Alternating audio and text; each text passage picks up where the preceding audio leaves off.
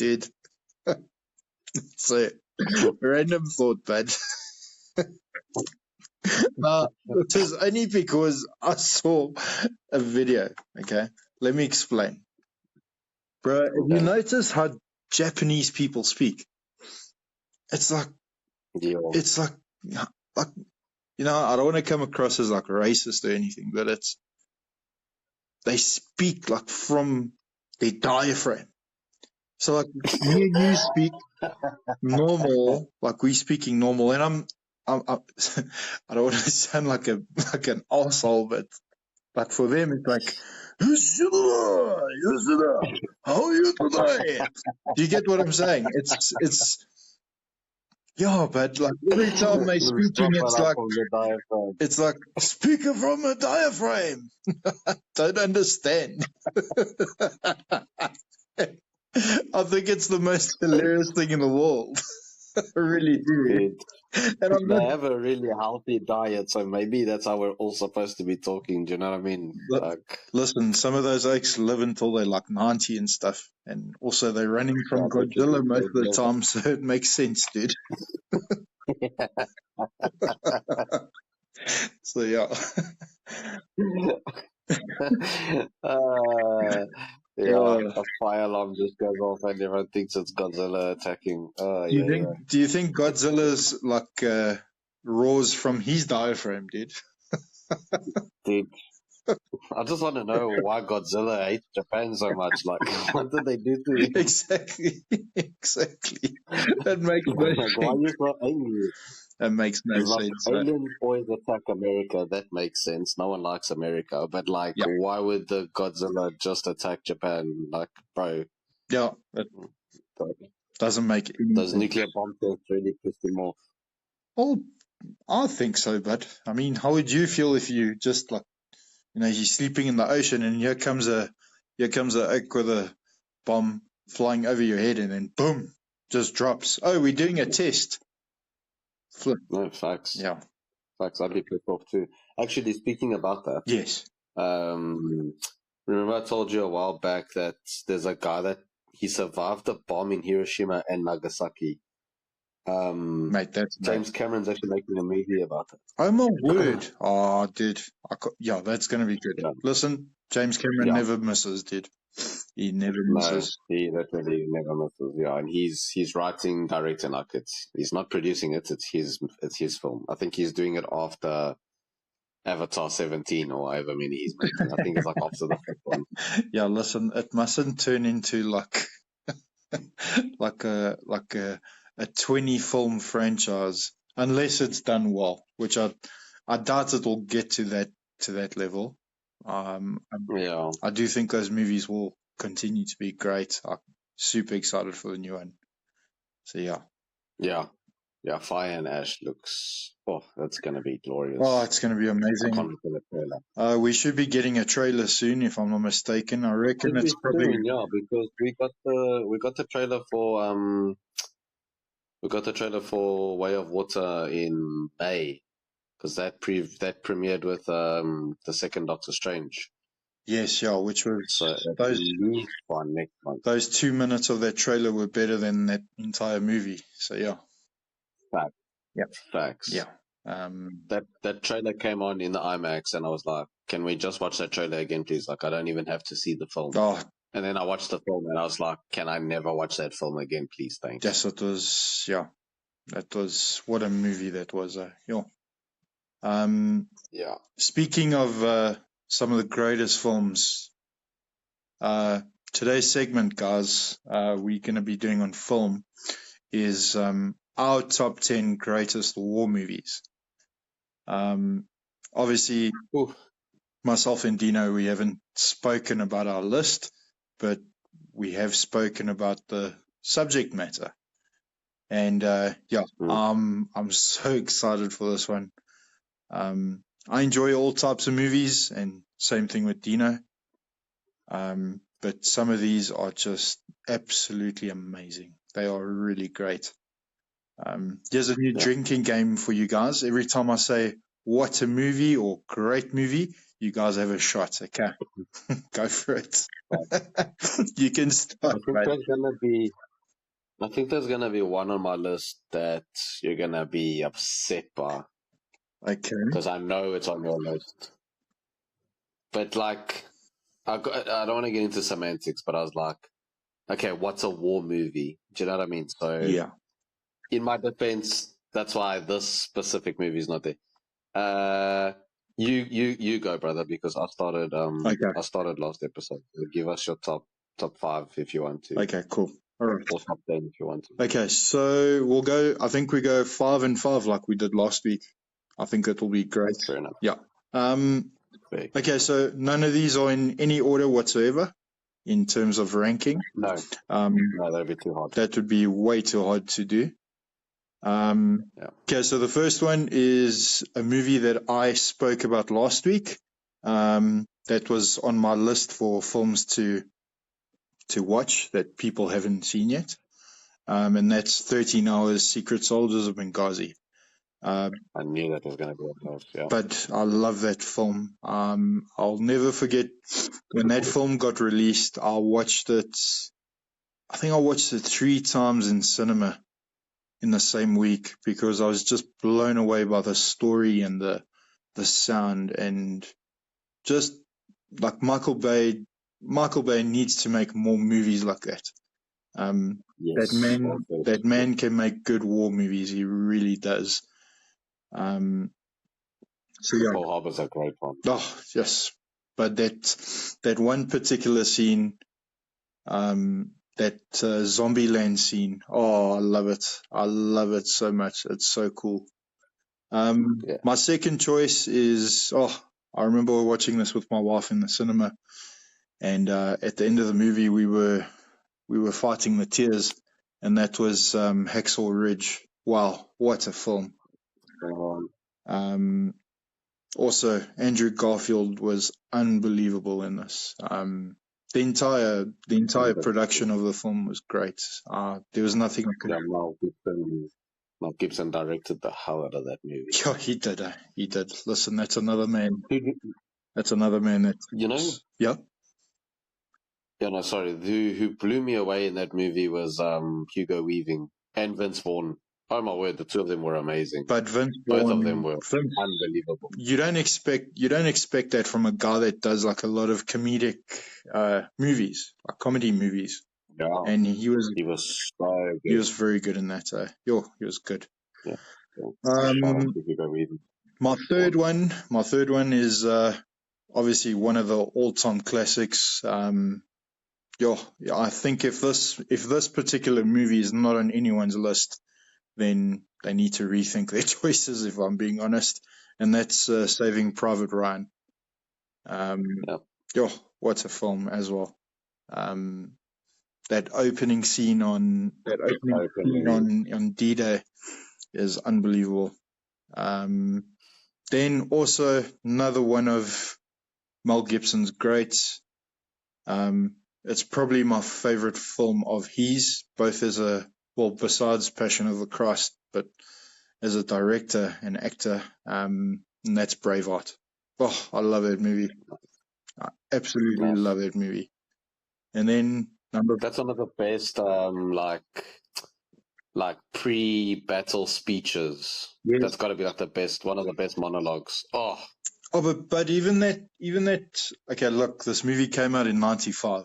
I'm sure majority of people have watched this, but that ending when he screams freedom. Oh, jeez, it is. Yeah, and also that score from the great. What's his name again? D. Sorry, just help me out, bud. I don't know if it's James Horner or no, it was James Horner. Was it James Horner? James Horner. Yeah. So James Horner has passed. He's passed on. He passed away in I think it was an airplane accident, if I'm not mistaken. And that man was so talented, and one of the reasons I love that movie so much is because of that score. That score is powerful. It's beautiful. It's really beautiful. And then number 5 is, I've never done this before. it was a movie that I watched twice in one day, and that was Dunkirk, Christopher Nolan's masterpiece. I remember I had a gap during work. I went in the morning and watched it in IMAX, and I was absolutely blown away. Blown away. That movie was so cool. The sound, oh my word, when those planes are flying, the seat was rumbling. It was like, yeah, they really, really went all out with that. And I just think it's such a great film, and it's also based on like actual events that happened. So yeah, it's great. Once again, Nolan doesn't miss. It's one of his best films. So yeah, that's my 5D. Yeah. Nice. Could you give me a quick recap of the 5? Yeah, sure. So it's 13 Hours, Secret Soldiers of Benghazi, Hacksaw Ridge, Saving Private Ryan, Dunkirk, and Braveheart. Okay, so before the pod, we had a friendly bet that we would have 4 out of 10 in common. Yes. We've already got 4 in common. Oh wow! So Jeez. Okay, yeah. So I'll quickly touch on the 4 that you mentioned. So Braveheart, yes. Yeah. Absolutely incredible film. It hasn't aged at all. You could watch it today and it still blows you away. Correct. For anyone who wants to know where that story continues, they made a film called Outlaw King. It's not a direct sequel, but it is the events that take place after Braveheart. So it's obviously not connected to Mel Gibson's film, Okay, but it is about what happens after. I didn't even know that, but yeah, it's got a really good cast. It's Chris Pine, Aaron Taylor Johnson. It's a really good film. Yeah, so it's called Outlaw King. So if any of you want to check that out, please do. Sure. It's a great film. Okay. But yeah, Braveheart, could go on about it forever. Beautiful film, beautifully made. Yep. It's a perfect movie. Yeah. And then you mentioned Hacksaw Ridge. Yes. To touch on what you said, I mean, just how the man relied on God and just put all his faith and trust in God was just so inspiring as a Christian to just be like, wow, when you really just lean on God, you really can accomplish pretty much the impossible. What this guy did, yes, it can't be explained. No, it cannot be explained. That's you said it perfectly, D. What happens in the events of that movie cannot be explained, and it's based on a true story. Yeah. It is based on a true story, which is it's but it's an unbelievable film, and and the fact that that man's faith was so strong was incredible, and it's very inspiring, and it's great to see it. Absolutely. Yeah, so Desmond Doss is definitely a role model of mine. What a man. Yeah, agreed. So and then Saving Private Ryan, for me, it's Spielberg's. It's got to be like, that's a list for another day. But I don't know if he's made a better film. I'd have to think about it, but I feel like I don't have to think about it at the same time. Surely that's his big film. Definitely. It's got a lot. It's actually cool when you watch it now because it's got a lot of like actors that became movie stars but are really young in that movie. Yeah, that's true. That's true.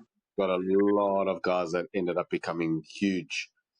But Saving Private Ryan, like, I don't want to give too much away in case you haven't seen it, but like that scene with the sniper, that was so intense. And then them arriving in Normandy and the rocks on Normandy Beach still bleed. That's how much blood was spilled that day. Oh my word. Yeah, listen, there's still blood on those rocks. What those guys sacrificed that day was something else. And then quickly to just sort of add to Dunkirk, I watched that in the UK, and there were people in the audience whose family members were on that beach. and it just took the experience to the whole new level. I mean, you could hear a pin drop in that cinema. A lot of emotions, a lot of people were crying. Yeah, it was absolutely incredible, and how Nolan captured it. It's almost an impossible movie. Like, I mean, the event is phenomenal, Yeah. but to make a movie out of it seems quite impossible. Like, okay, they get rescued from a beach. How do you make that into an entire film? It's insane. And I mean, Yeah, but I mean, how it plays with time, just one day. I believe is it one, now I'm like spitballing here, but I think it's 1 hour, 1 day, and 1 week, something like that. And then it's all compressed into one film. yes, that's correct. Somebody fact check me on that. Yeah, that's correct. But But yeah, also, because we're following 3 different timelines. yeah, also what makes that film great is Hans Zimmer's score, because it builds that atmosphere around it, and it's Absolutely. it's hectic. So tense. Yeah. I don't know about you, but I remember watching that, and that opening scene with that one shot, with that one gunshot that goes off. I jumped out of my seat. I wasn't expecting it. I don't know about you. Oh, yeah, the sound. Yes. But the sound's unbelievable, dude. It sounded like those gunshots were going off in the cinema. Yeah. No, that's exactly what it sounded like. It was crazy. I mean, even the dog fights, like when Tom Hardy's pilot is firing those bullets and it's hitting the aircraft. I mean, you could hear everything. The sound design was incredible. No, it is incredible. The way Nolan shot that was unbelievable. That's what makes him such a beast.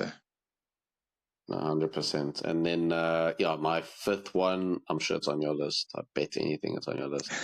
The way we differ is, to be fair, 13 hours, because I'm looking at my letterbox and I've got it sorted from highest to lowest. Okay. 13 hours is not far off my top 10. It just missed, I think it's 15th or something. That's fair, bud. That's fair. So it's fair enough. Yeah. If anyone wants to follow me on Letterboxd, I'll put a comment on YouTube and I'll send you the link to my Letterboxd. But yeah, my fifth one is Quentin Tarantino's Inglourious Basterds. Well, we're 5 for 5, bud. Well, there we go. So we've got 5. I'm not going to touch on it too much because you obviously talk about it as well. But my goodness, what that man did with a World War II movie, using people. I'll tell you what. This is what I'll say about Inglourious Basterds. Having people speak the native language. Yes. That was the game changer. Yeah. People are speaking French, German, Italian. That's what makes it a masterpiece. The dialogue is obviously, I mean, it's Tarantino. The dialogue is phenomenal. There's no one but when you've got an actor like Christoph Waltz. Yeah. No, and Christoph Waltz and Tarantino were destined to work together, and his role as Hans Landa, just the way he jumped from English to German to French to Italian was just, Yeah, listen, that oak is... It was gorgeous. That oak is unbelievable. He's so good in that movie. Yeah. He's so good. Yes, unbelievable. Unbelievable. Yeah, I agree with you there. So there you go, brother. There's my top 5. Yeah. Do you want to recap that for us? Cool. So we had Braveheart, Hacksaw Ridge, Saving Private Ryan, and Dunkirk in common. And then, you're going to talk about it next, I'm assuming, Inglourious Basterds. Yeah. Yes, that's correct. Okay. Yeah, listen, all 5 of them are definite must-watch. Highly recommend them all. Okay, so number 6 for me is Fury. Really enjoyed it. Oh. Brad Pitt is so good in that. But this movie was one of... Just missed my list. Did it just miss your list, Fury? It just missed my list, yeah. Sure. It's a great show. I'm quite keen to see what your other ones are. So this particular movie, I really enjoyed. I think it is one of Clint Eastwood's best movies that he's directed, and that's American Sniper with Bradley Cooper. Ooh. Nice. what's your also great film based on real events, based on Chris Kyle, who was the sniper. Don't want to go too much into it, obviously with spoilers and stuff. I know a couple of you guys have reached out to me and asked me, you can say the spoilers. Fair enough, I can say them, but it'll take the experience away from you guys. I promise you that. Yeah, not everyone has seen movies, guys. So we need to respect That's that. the They thing. could be discovering these movies for the first time. Yeah, and then another one is this is such a good movie, and I love the way it ends. It's and this came out when when it was the year we met, me and Dino, and that was The Hurt Locker. Wow, what a film! Mm. What a film! Nice. And and then obviously I said Inglorious Bastards as well. Absolutely love that film. Dino touched on the dialogue parts. There's that one bar scene which is just infamous, and there's that scene with Brad Pitt at the cinema, which always kills me. Buongiorno.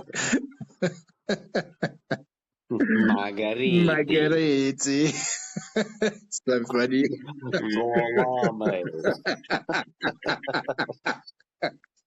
I love it. I absolutely love it. And then my last one on there is I remember watching this with my dad for the first time. Obviously he had bought so what had happened is we went to it was one of the shopping centers close to where my dad stays, and he saw this Blu-ray and he's like, "Oh, I have to get this." And I looked at it and I'm like, I've never seen this. And it's The Deer Hunter. Love this film. Absolutely love it. Shout. Christopher Walken is unbelievable in this, and so is Robert De Niro. If you guys haven't watched it, please watch it. It is so good. Wow, it's good. Nice. Yeah. So yeah, to recap, Fury, American Sniper, Hurt Locker, The Deer Hunter, and Inglorious Bastards. Love that. Yeah. Love that, bro. Okay. Okay. I'm shocked. You see, this is why in the beginning I said like semantics, like what's a war movie?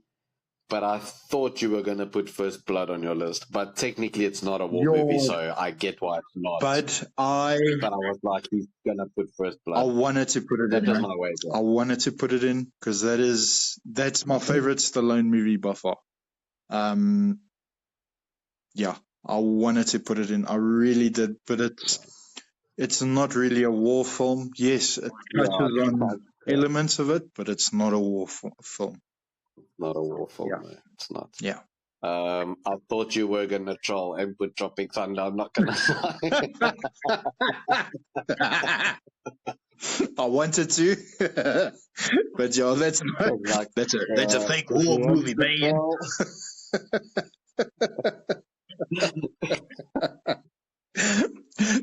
It is a movie that myself and Dino are constantly quoting whenever we're playing online. So yeah, it's quite hilarious. Obviously, we can't say most of the content, but yeah. No, we can't. Yeah. Okay, so I'll have you know, the Deer Hunter and Hurt Locker were also on my list. Sure. Okay. But now, because you mentioned them, I feel like I'm going to mention others, if that's, do you know what I mean? And we can give people like more options. Because that's perfect. then we literally have 8 of the same ones. So yeah. Flip me, we bet on 4 and we had 8 in common, so boom. I'm happy with that. So I had Deer Hunter and Hurt Locker on my list. So my 6th one was, I mean, bro, you can give me shit for this, but like, for me, it's a war movie, and I had to put it there. I was deciding which one of the franchise I was gonna put because technically the second one is as well, but I was like, so is the third one. Okay. But I had to pick one of them, so I went with War for the Planet of the Apes. I had to. Oh, yo. I absolutely had to. Yeah, look. It's harrowing, it's dark, it's gritty, it's too perfect of a movie for me not to put on this list. Yeah, like, just those movies were. It's beautiful. Like, it's crazy. That just not only that second and the third movie, but the entire trilogy was unbelievable. And that is something that is something that we're going to do in the future. We are going to discuss some of the greatest trilogies ever made, but that's for another day. Carry on, D. 100%. So yeah, I'm not going to go too into it. If you've never watched Planet of the Apes, please just start with Rise of the Planet of the Apes. Yes. Move on to Dawn and then War. I didn't mind the latest one, but it's not included. It does follow these films, but I think this trilogy really stands well on its own. So if you're happy with ending on War, then end on War. You don't need to watch further than that. I'll be honest, like for me personally, I haven't watched the new one because I don't want it to, like, maybe I'm being a bit harsh in the film and not giving it a chance, but I don't want it to tarnish completely fair enough. To tarnish the original that trilogy, because I love that trilogy. I really did. Yeah. Look, it's not that trilogy. I'll tell you that already. Like, forget about it. It's not the trilogy. But it is still very good, and I highly recommend the original as well. For people who haven't seen the original, oh my word, I love that movie so much. I don't want to say more than that. The less you know, the better. But I love the original. Those originals are good. So good. And then so that was 6. Then I went with 300. Oh, I feel like I don't have to say too much about 300. What a shot! What a shot! If you haven't heard of 300, the rock you've been living under is for real. And you need to come outside and get some fresh air. I feel like everyone's spoken about 300, but I mean, it was my first Zack Snyder film, and I know I lie. That's not true. I watched his remake of Dawn of the Dead first. Then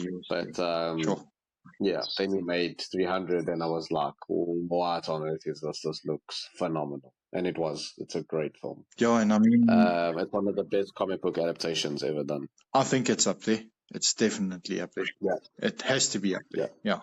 It's got to be up there. Yeah. No, that was 100%. That film was amazing. It's awesome. Yeah, it's beautiful. Cinematography is unbelievable. It just brought the graphic novel to life. I love the aesthetic, how it was done. I could literally watch 300 and repeat. I don't know how many times I've seen that movie. Too many times, but not enough. Same here. I'll never forget. I'll never forget watching like a little clip of it. It was for one of the award seasons for MTV. And they show that scene. Oh, no, exactly what you're talking about. My word. The slow-mo scene. And I was like, oh, my word, I cannot wait to watch this. And I loved it. I absolutely loved it. Yeah. Literally, yeah. So that's 300. My number 8 is one of my favorite movies of all time. Okay. Shout out to my mom again, who's an absolute legend, because I was in school. I was pretty, you have flu or whatever, so I had flu for like a week. And she got me this DVD, and I literally watched it every day that week, sometimes multiple times a week. That's awesome. That is The Lost Samurai. Oh, I love that movie. How did I not? So much. Yo, mate, how did I not put that on my list? Yo, I actually feel bad. Yeah. Since watching that film, I've been obsessed with Japanese culture. I'm currently learning Japanese. I love that movie. Ken Watanabe should have won an Oscar. Agreed. I think he was nominated though, but he should have won. And it's my favorite Tom Cruise film.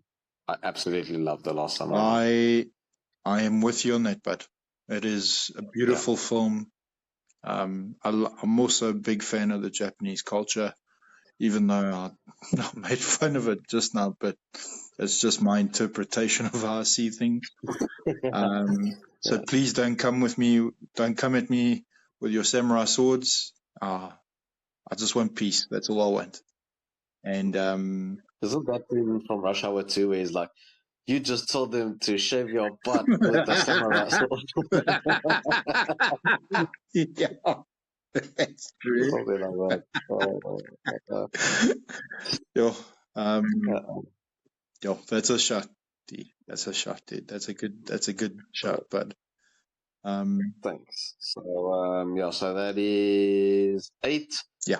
Number 9 is I'll go with the Imitation Game. Ooh. If people haven't seen the Intimidation Game, it was basically British services that were hired to break the Enigma code. The Enigma code was how the Nazis were communicating, and these were basically a group of code breakers. The computers we have today wouldn't exist without this machine that Alan Turing built. So it's not necessarily, I mean, there's no fighting in the film, but it is heavily based during World War II, so I wanted to shout that out. And then before I give 10, I just wanted to give an honorable mention to Wonder Woman, which is not a war movie, but it has one of the best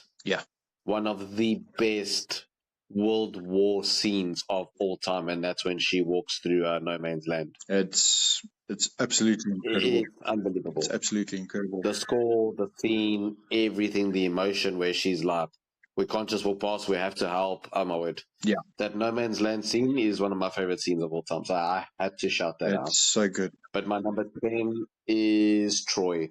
Oh, just watch Troy. Jeez. Not even going to talk about it. Just watch it. Yeah, hold on. Just watch the damn movie. 1 second. Okay. If you watch it, watch the director's cut. You're welcome.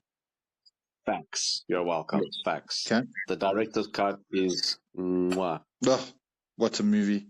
It's very hot. It's a very savage, though. They did not hold back. No, they didn't. They didn't. I remember watching that director's cut a couple of years ago because I got my hands on it, and wow, that was brilliant. Yeah, they go there like that like things happening. Like you guys went there. It's very violent.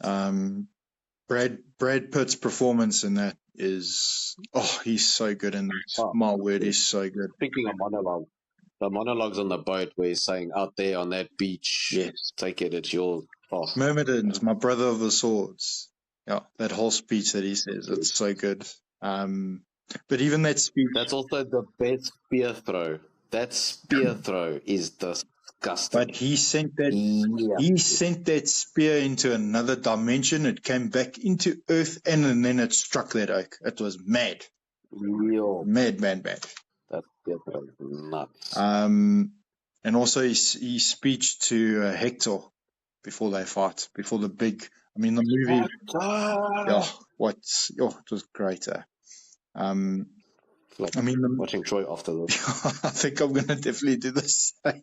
If I'm being honest, I love it. I love that movie. There was one that missed my top 10. Just missed my top 10. And that was We Were Soldiers. I really enjoyed that film. Oh, good shout. Yeah, I enjoyed that film when it came out. Mel Gibson. Good shout. It was great. So, yeah. Do you want to recap yours, D? Cool. So it was War for the Planet of the Apes. Yes. 300, The Last Samurai, The Imitation Game, and Troy. Yeah, all good shots. Definitely give them a watch. And again, if you want us to do a part 2, please, because I could definitely do another 2 of these. I left out a lot of great films. There's so many. There's so many good ones. I left out a lot. I'm not gonna lie. Like, I'm scrolling through now, and I'm like, oh man, I wish I could have said this one. So speaking, please let us know. Speaking of war movies, so we're gonna do a review on Warfare. It's a new war movie that actually came out, and it was part of the inspiration for this film segment. Watched it this past weekend. Same director that did Civil War, not the Civil War of MCU. It's a different Civil War. Great film. Also, same writer. Yeah. Same writer. And same writer. Alex, what's it? Alex, it starts with a Alex G. Garland. Garland, yeah. Yeah. So he directed it with Ray Mendoza, who I believe was a real Navy SEAL. So he's actually in the movie, D. His character's in the movie. It's all based on. Oh, wow. It's all based on memory of the events that happened. Obviously, I don't want to go too much into it, but I remember when this trailer came out, and I was like, wow, I can't wait to see this. I cannot wait to see this. And I still remember messaging you and a couple of the other mates, our other mates, and just saying, guys, please watch this. This trailer looks unbelievable. It's a great film. I really enjoyed it. I gave it a 3.5 out of 5. Definitely worth a watch. So yeah, the sound design and the way they capture everything. It's hectic though. Yes, it's hectic. And it's told in real time as well. Eh? Yes, it is told in real time. Yeah. Well, no, not really. But there's certain parts where you're like, wow. Yeah. Like it's not. How can I say this? Don't expect like a Saving Private Ryan. Don't expect a Secret Soldiers of Benghazi, but it's good in its own way. The way it's told and stuff, it really is good. Yeah, bad. And then you watched a really bad movie, so we don't want to like dog on movies, but do you want to just tell us briefly about? Sure. So I made a promise to myself that I'm going to stop watching bad movies because the state of cinema at the moment with some of these movies that are coming out, and I mean it's what we touched on, some of our previous episodes with Hollywood relying too much on nostalgia. Final Destination Bloodline. Wow. Those 90 minutes couldn't have gone slower. Yes, it was terrible. I can't say. Yes. Damn.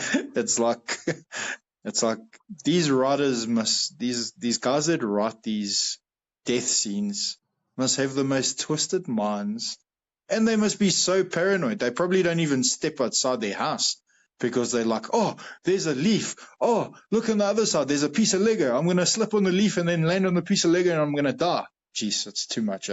It's really too much. Yeah, look, for me, it's a very generous 1 out of 5. So, yeah. Fair enough. Yeah. And that's being generous. So, yikes. Being generous, yeah. Surely. Yeah, I did not enjoy that film.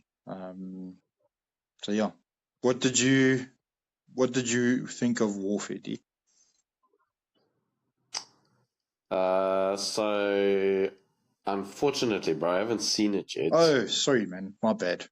So no, it's all good. So yeah, I haven't seen it yet, but I am going to watch it this weekend, 100%. Awesome. And then I can quickly just touch up on it on the next episode. Yeah. Yeah. I will not be watching Final Destination though. Yeah. Please, guys, everybody, do not watch it.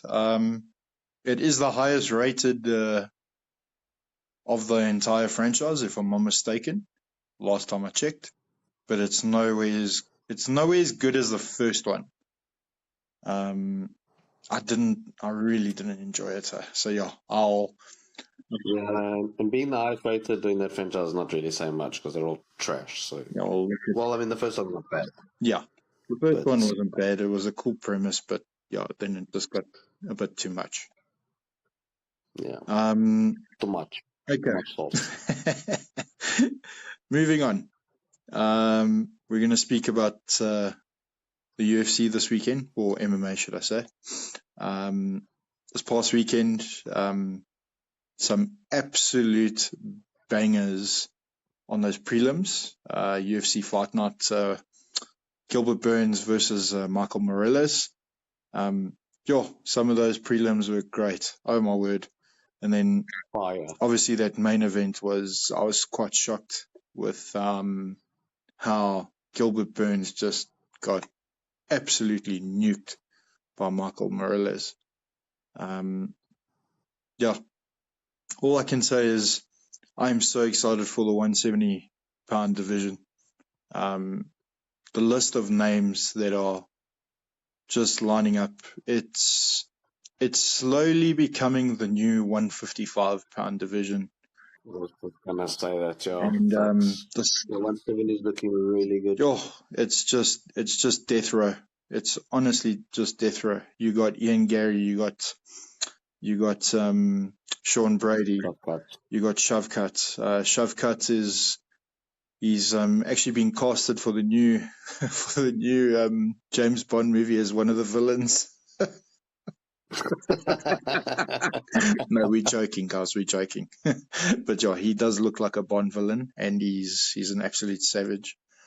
Yeah, just some of those names that are in that division. It's going to be incredible. I cannot wait to see how that is all going to play out, especially with Islam Makhachev moving up now and challenging Jack Della Maddalena. Yeah, Dee, what did you think of the fights from this weekend, and any people that stood out for you, bud? Dude, the prelims, I have to shout out to Hyun Sung Park. What a performance. Was completely relentless. Yeah, that was great. He was great. He was awesome. Got a great submission. Denise Gomez, what a fight. Relentless, no mercy. Yeah. I'm really excited to see her future. Then Jared Gordon, his fight was really good against Thiago Moises. Yes, really good. That knockout was brutal, eh? Yo, it was brutal. It was so good. Yeah. And then the fight of the night for me was Gabe Green and Mateusz Camilo. Yeah, no, that was great. You had no idea where that fight was going to go. Gabe Green had his back against the ropes most of the time, well, against the cage. And the way he turned that fight around and got the sub, fair play to him. No. The main card was decent. A lot of casuals will say something like it's boring because there were 3 decisions, but I mean, they were decent fights. Yeah. But yeah, Gilbert Burns is definitely losing his street cred. It's another loss. So, we'll see what his future looks like, but he definitely needs to start racking up some wins. Otherwise, because he's on if I'm not mistaken, he's on a 2-fight losing streak now. He lost to Jack Della Maddalena, and now he's lost to Michael Morales. And he lost to Sean Brady, if I remember correctly. Correct me if I'm wrong. I think he did. So he is on a 4-fight win streak. He's lost to Michael Morales, Sean Brady, Jack Maddalena, and Bilal. Oh, yeah. Oh, jeez. Mr. Potato Head. Sorry, Bilal. Yeah. It's not any clip. It's just him on an airplane. Everybody relax. Yeah. Speaking of exciting news in the UFC. So the UFC have recently signed the Bellator bantamweight champion, Patchy Mix. I cannot wait to see what this guy is going to do in this division. The bantamweights are already stacked as it is. Brilliant grappler. Man, he's a good wrestler, good jiu-jitsu. That's how he gets most of his wins. And I mean, he comes from an incredible fight camp, and that's Extreme Couture. They just, they make some incredible fighters. They really do. I want to see what's going to happen with him coming into the mix. He's actually replaced Cheeto Vera, who was supposed to fight. Oh my word, I forgot this guy's name now. But he beat. Oh, I didn't realize that fight was called off. Yeah, but Cheeto's out injured, which is a pity, and now this guy's going to step in. So yeah, let's see how he does. It was the guy that beat Aldo, not recently. It was the fight before. It was that wrestler, Rodriguez, if I remember correctly. So yeah, exciting news. Okay. Exciting news for that division. Let's see. Especially with. Did you see that Prohaska was offered a fight, but then he declined because of his studies? But what a boss, bro! To turn that down and to make. Because let's look at it. He's planning for his future, which is brilliant. I mean, a lot of athletes wouldn't do that, and credit to him. And No. Yeah, he's doing a master's, bro. It's mad. he's doing a master's, but I mean, yeah. Also, can't wait to see him fight again. He had such a great performance against Jamal Hill. Yeah. I'd love to see how he would do against Ankalaev. I think he would. I don't know if he would win. I think he would put a good challenge there. So yeah, there's some absolute bangers of fights coming up in the UFC. I cannot wait. I can't wait for Khalil and Jamal. I hope Khalil gives Jamal the biggest hiding of his life. I really do. And dude, once again, we're not shitting on these fighters and stuff. Excuse my language, but it's just the way some of these oaks carry themselves and stuff. And Jamal is just one of those guys with such a bad attitude. And I understand fans take the piss out of him. I do get that. But yeah, at the end of the day, we just want to see these oaks like do their best, and they do their best. So it'll be a good fight. Yeah, it'll be a good fight. Yeah, and then my word. There's something that you don't want to talk about, bro. I don't want to talk about it, bro. I'll be honest. I mean, I sent you a voice note this morning, and I don't know how many swear words it contained. And we're not going to have a football segment this week. Is this where you end the call? But it's painful. And then I'm just here talking to myself. It's painful. But it's even worse is being a United fan and losing to them, and losing to Spurs of all teams. Yes. But then again, Spurs were playing with only. Sorry, not Spurs. United were only playing with 10 men. And people will be like... No, that's what all the fans are going to use as an excuse, right? Oh, we only have 10 men. Well, I mean, their goalkeeper's the world dodgeball champion. That oak is useless. I mean, yes, I know he's a professional. I know he makes so much more money than what I'll ever make. But, wow. How is that oak a professional goalkeeper? Until this podcast blows up and we become like the second biggest podcast, then do you know what I mean? But you know what? It gives me hope in this. It gives me hope because if that can be the goalkeeper for United, why can't we be a top podcast one day? 100%. There we go.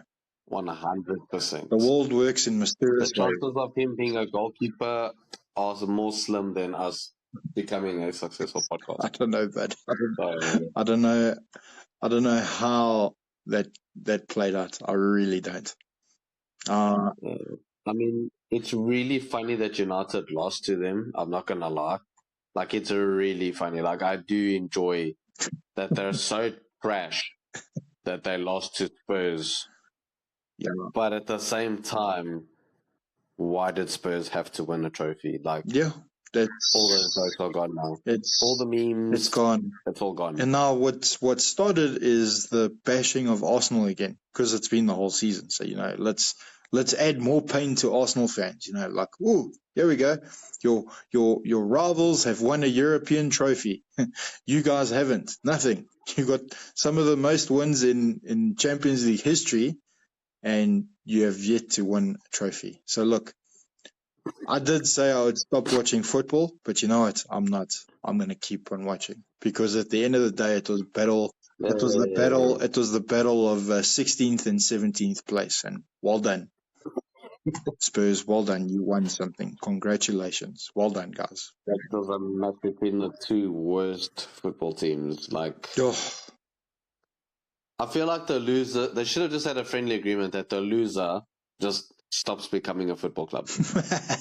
Because having both of them exist is painful enough. Well, look, I'll say Like- this. I'll say this, but United have history, okay? But now both of us, we don't like United that much because of some of their fans, not all their fans, but some of their fans are just too much. They are really too much. But then again, you get that in every fan base. But the Spurs fans, those are the worst. I think in all my years that I've been alive, I've gotten on with one Spurs fan, maybe two. And yeah, it's just, it's sad. Yes, it's sad. It's sad. It's sad seeing these ex lifting a trophy, if I'm being honest. It's so sad. Like, I mean, it doesn't make sense. It doesn't make sense. Football is broken. Football is broken. It's broken, yeah. It's broken. We're in the wrong timeline, basically. We're in the wrong timeline. No, we are. This is not the... Something's going on. Something's going on in the multiverse. Yeah. Yeah. They need to. The world is screwed up when Spurs are lifting a trophy. It's like, okay, shut it down. We need a reset. We've officially hit rock bottom. No, exactly. Exactly. It doesn't make sense. It makes no sense whatsoever. No. I don't want to disclose what I do for a living, like I said in episode 1, but I know Spurs fans that took off work to celebrate the victory. Well, listen, rightfully so, but I mean, for like, I can understand that, but I can understand that. Bro, to take off work? No, homie. You know what I do for a living. No, listen, I can understand it to some point, D. I can get it. But people suck. But, yeah, dude, but then it's Spurs, so yeah. Look, no, but I'll be honest, it wasn't a club, but when Portugal won the Euro in 2016, I didn't go to work for the first 2 hours because I was celebrating from the previous night. I mean, fair enough. Still went to work, but yeah, I get you, but people taking off work. I feel sorry for all those United fans that took off work and then they suffering. But to be the team that let Spurs win a trophy, I'm sorry. Literally. No. Imagine being the team that they beat to win the trophy. Yeah. Bro. Yeah. I was sweating bullets when we played them in the Champions League final. I was like, if we lose this game, but I won't recover. I'll never recover from this. I'm never going to emotionally recover from this. That guy and the emotional damage guy were going to have a baby, and that baby was going to mock me for the rest of my life. Evil. We could win the treble for like 10 years in a row, and they would still be mocking me about losing to Spurs in a final. No, it couldn't be me. No, it's just couldn't be me. So to the United fans, I don't want to be insincere. I'm not going to say I feel bad for you because I don't, but like do better, guys. Do better. These of your team is trash. Well, I mean, like, for example, I woke up early this morning to go to work, and obviously first thing I do is I wake up, kiss my wife, and then get up, and then I look at my phone, and I got a whole bunch of text messages from Dino saying it's not looking good. There's 5 minutes left. And then there's these emojis of crying faces. It's like, no. And I was like, for flip's sakes, man, why? Come on. Literally. No, even when you want United to win, they still disappoint you. No, listen. No. People still touch your team, eh? Just sort them out, please. They're trash. Like, just right. I rather stick with my team. That's all I'm going to say. I'm still proud of I'm still proud of my team. Yes, we're another yeah, trophyless. Here comes season 17 of Arsenal trying to win a league. Coming next season. Stay tuned. Stay tuned. Arteta, spend money. When did you say? Arteta, spend money, you bastard. When did you say it's like Netflix? It is, bud. Next season's It's coming. season, what's it now? It's like season 15, bud. It's the longest serving season on Netflix, but it's crazy. So yeah. Mad. It's mad. But yeah, one more match of football for the Prem. Can I just shout out to Sporting Lisbon? Hey, Vamos! well done. Well done. My Portuguese team won the league. My Spanish team won the league. My English team won the league. Come on, it's a good time to be a football. I don't think. Well, none of my teams won anything. So yeah, it's been a horrible year for that. Jeez, it's been terrible. Yes, Madrid didn't win. I don't know what happened to them. Yeah. So yeah, look, it was that top four race. We spoke about it last week. That final game is going to be mad. Oh my word, it's going to be crazy with all those games. What we get to touch from. But going back to Sporting, do you know? Please just send them a message there, bud, and just say to them, can we get a discount on Kukeres, please? Because Arsenal need a striker, and that man is as long as he doesn't go to United. So I'm happy United didn't make Champions League now, because there's no way he's going to United now. No way. That man is on fire. My word, he's scoring goals for fun. He's literally waking up and he's like, okay, you know what? Maybe I'll score 4 today. Let's see. Score 4. Yeah. Wherever he goes, I hope it's a decent club. Please don't go to City, and please don't go to Spurs. And you definitely won't go and United. Yeah. Just to clarify, those are probably the 3 teams that I hate the most. Spurs being number 1, City a very close second, and number 3, it's like a love-hate relationship. My dad's a United fan, so to some extent I do like United, but I do not support them. I just want to clarify. I do not support them. So yeah, I'm a Gunner through and through, and I will stay a Gunner for the next 70 seasons trophyless, and I'll be happy. It's fine. I thought you were going to say for the next season. No, I'll still be a Gunner. But yeah, I'll be a Gunner as long as this, for many years and many episodes of this podcast. So yeah. Amen. Yeah. Well, yeah, bro. I think that's everything for this episode. Yeah. With the football season ending, it will give us more time to potentially we'll have video up. Yes.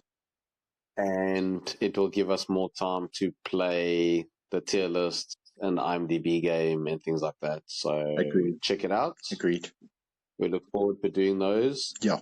Guys, I don't like to ask this, but please, the comments and the likes would be great.